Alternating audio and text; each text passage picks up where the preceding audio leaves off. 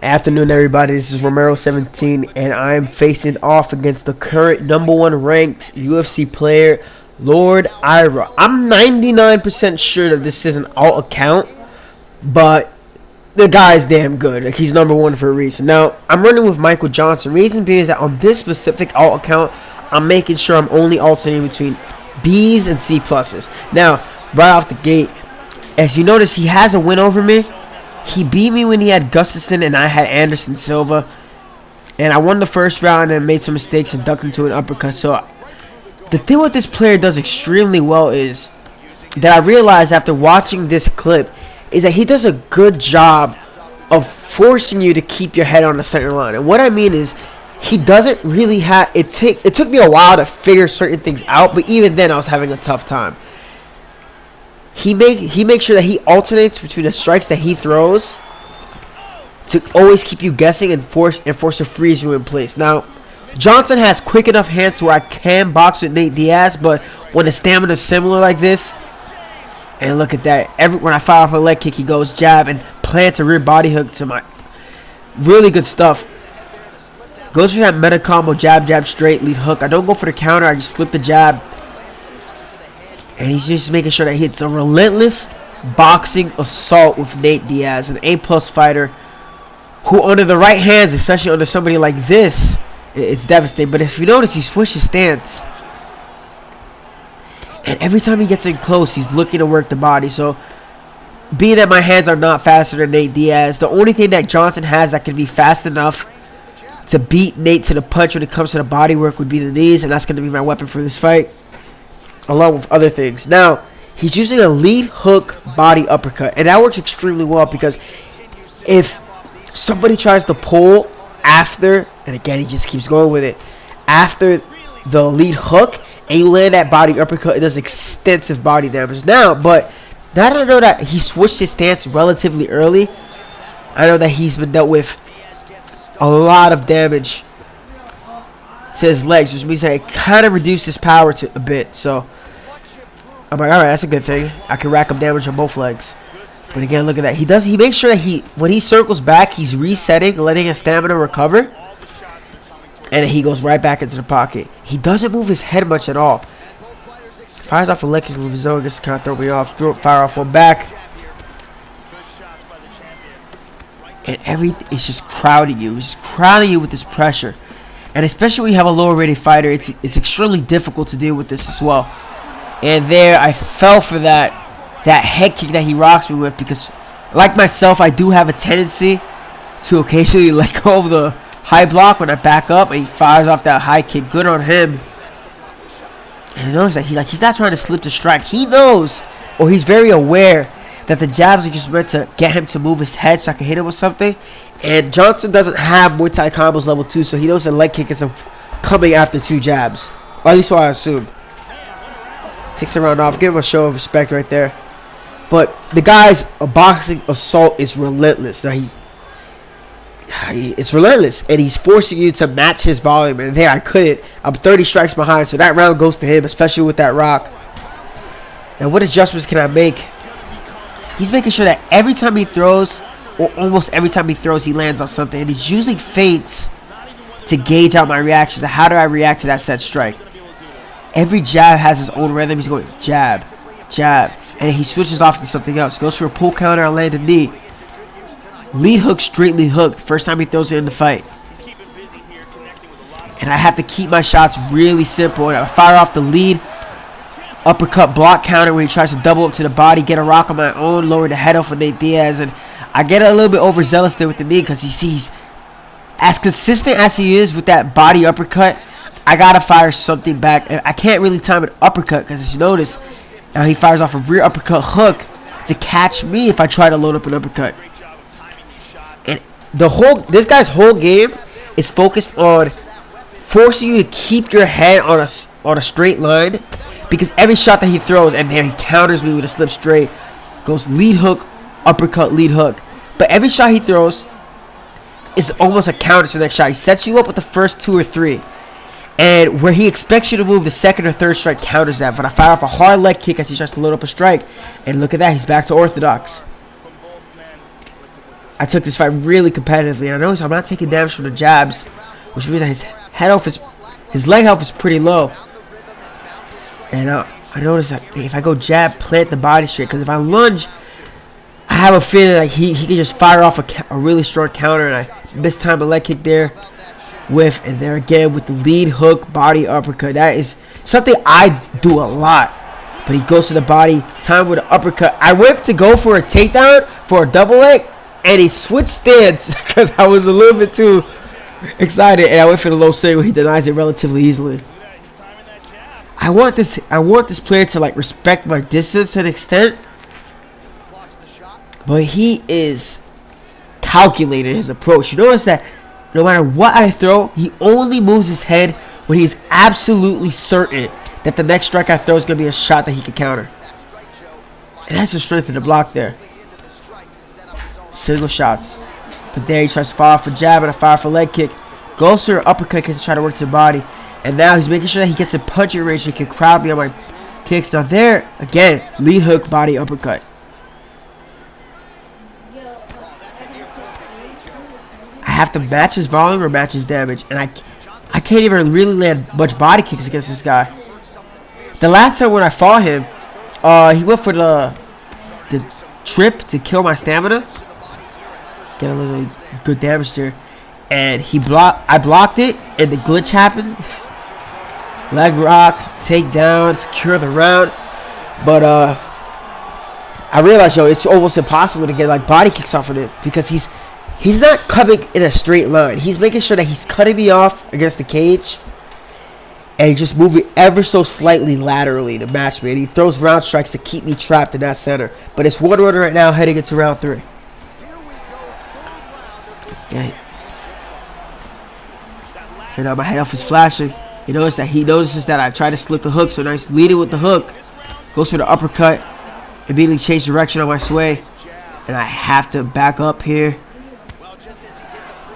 I gotta get him off me.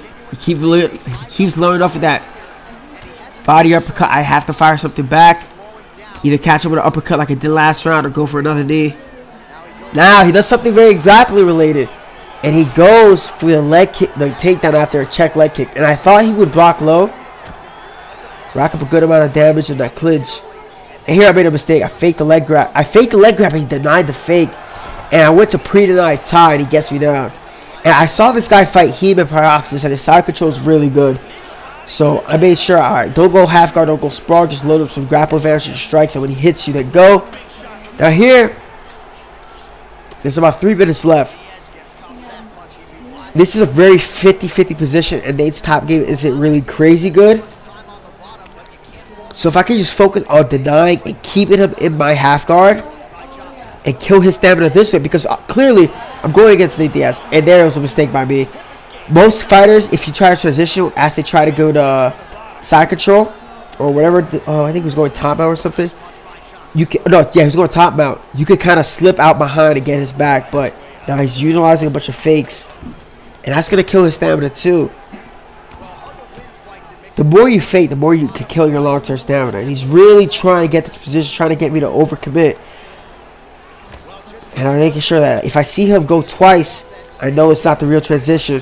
The third one or the fifth one is generally it. But I thought he would pre-deny sprawl. He doesn't pre-deny sprawl. He doesn't pre-deny full guard. I don't get the backside, but we get the ref stand up. Now here, lead hook body uppercut, land an elbow in that exchange. And a leg kick. Again, just single shots when he's trying to work his way in. Face a shot when he sees it's not going to land. Calculated. This guy's extremely calculated. And again, you see that he predicts a swing, fires off the hook. And I make sure I want to land that uppercut, but I fire off a block counter again and rock him. Go for the leg kick because I felt like he was going to duck. I slipped the strike. I should have gone for a slip uppercut there. I don't know why I went for the jab, for the slip straight. Guess I hit a moment. And there, he slipped my slip counter. And he landed a straight of his own. And again, lead hook, body uppercut. Got to knee him. There, now he's going to try to crowd me. Got to be relaxed. He's backing up. There's a straight.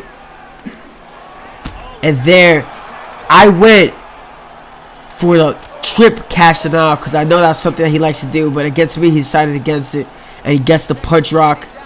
I gotta rely on my defense here. My block is fine. I can rely on my block. And close round, but I'm pretty sure I took that round. It's a really close fight. And so now for him, what's working is my head off is pretty low and my body off is pretty low. I racked up enough leg kicks where his punches don't have the same effect as they did in round one. But with one strike, my head off is flashing. And look at that. Wherever you expect, he just changed up his shot selection. Now I'm firing off the lead hook body uppercut myself, but I gotta be careful because if he times an uppercut, I'm gonna eat it. It's gonna do an immense amount of damage. Jab, jab, body straight. Fire off the leg kick.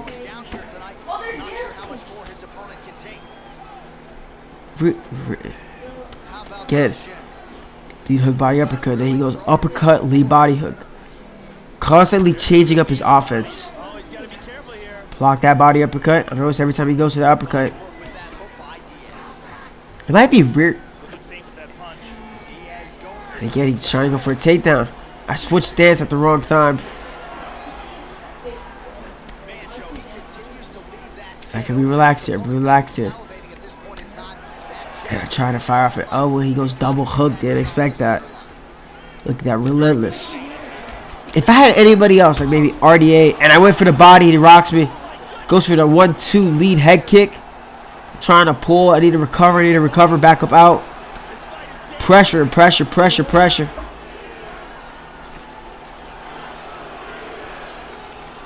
He's pressuring with distance. Good body kick, but he's in the proper range there. That was a straight lead hook body uppercut. Interesting combination.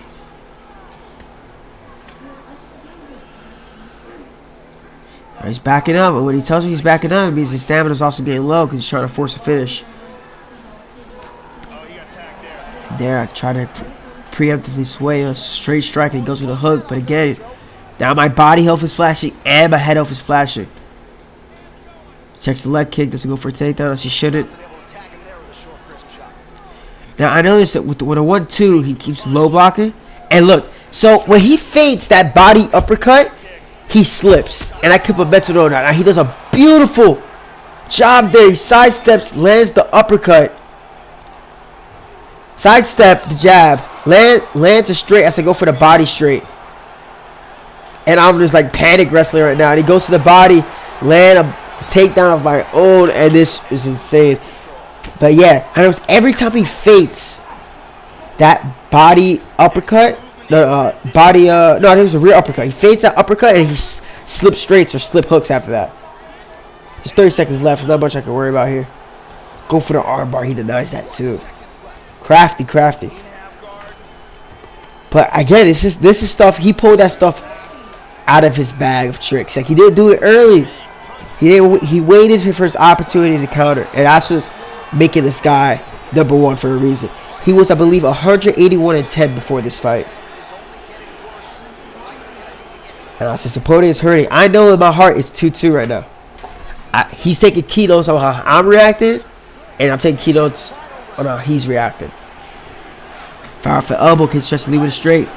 Keep body straight. Fire off a knee to the body. Try to fire off a block counter, land a lead hook body uppercut of my own. Knee again. And now he's relaxed. He's taking his time. I fake the knee. See if he tries to sway. See, he's very relaxed. He's not panicking at all. And he's trying to crush my block, but he doesn't have enough strikes for it. Now I fade the straight. He slips.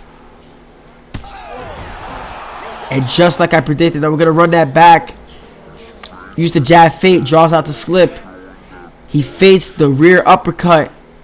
Fades it again. Goes through the slip strike. And eats the head kick as I go back into head kicking range. And knock out lordayra, the number one ranked player on UFC 3.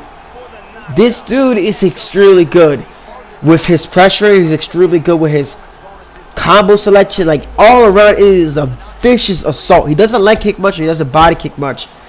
But his way of gauging your reaction to how he's unloading offense on you is nothing short of great. Again, I feel like this is somebody's alt, but whoever this is, man, you're doing a pretty freaking good job utilizing Nate and everybody else. But Romero 17, I hope you guys enjoyed this fight. I am out of here.